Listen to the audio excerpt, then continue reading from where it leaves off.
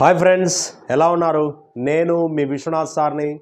ఇవాళ మరొక క్వశ్చన్తో మీ ముందుకు వచ్చాను. ఈ క్వశ్చన్ చాలా డిఫరెంట్గా ఉంటుంది. ఈ క్వశ్చన్ మనం చేద్దాం. సో ఇప్పుడు మీకు రోజుకు ఒక షార్ట్ క్వశ్చన్ అనేది పెట్టడం జరుగుతుంది. అదే మీరు మన యాప్లోకి వెళ్ళినట్టయితే జీరో లెవెల్ నుంచి క్వశ్చన్స్ తయారు చేయడం జరిగింది. జీరో టు హీరో లెవెల్ అనమాట. ఓకేనా? మన యాప్ని అద్భుతంగా రూపుదిద్దడం జరిగింది.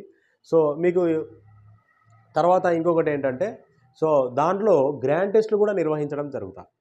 సో ఆ గ్రాండ్ టెస్ట్లకు ఎక్స్ప్లెనేషన్ ఇవ్వడం జరుగుతుంది. కాబట్టి సో మీరు టైం వేస్ట్ చేసుకోకుండా భారీ ఉద్యోగాల నోటిఫికేషన్లు రావడం జరుగుతుంది.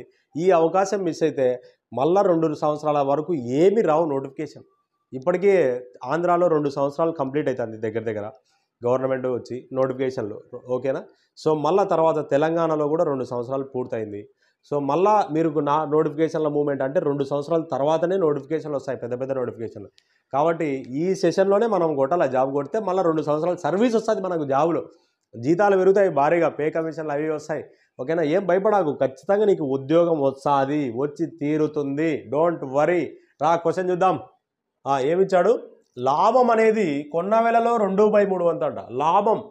సో అంటే లాభం ఈజ్ ఈక్వల్ టు 2/3 వంతు ఇంటూ కొన్న వేళ అని అర్థం అనమాట. అంటే profit is equal to 2/3 of cost price. ఇది గుర్తుపెట్టుకో. సో కొన్న వేళ అవతలి పోతే లాభం బై కొన్న వేళ ఈజ్ ఈక్వల్ టు 2/3 రా. అంటే క్లియర్గా కొన్న వేళ 3 భాగాలు, లాభం 2 భాగాలు. సో కొన్న వేళ 1, లాభం 1. అంటే cost praise, profit. So cost praise ఎంత? 3 పార్ట్స్. లాభం ఎంత? 2 పార్ట్స్. సో మనకేమన్నాడు? లాభ శాతం ఎంత అన్నాడు. లాభ శాతం సూత్రం ఏంటి?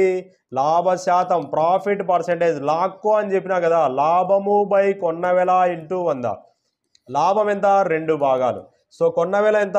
3 భాగాలు ఇంటూ 100. ఓకేనా? లాభము బై కొన్న వేళ ఇంటూ 100. 200/3. 200/3 అంటే 66 2/3%. ఓకేనా? సో లాభం అనమాట. ఇక్కడ గెయిన్ గుర్తుపెట్టుకోండి. 66 2/3%. ఆప్షన్స్లో ఇట్లా ఇస్తాడు. ఇక్కడ కూడా 66 2/3% ఇచ్చాడు. కానీ ఇది లాస్. మనకేమొచ్చింది? లాభం వచ్చింది. క్లియర్గా లాభం అంటే నువ్వు నష్టానికి పోతే ఎట్లా ఏమంటారు దాన్ని? కాబట్టి కొంచెం జాగ్రత్త చేయాలి.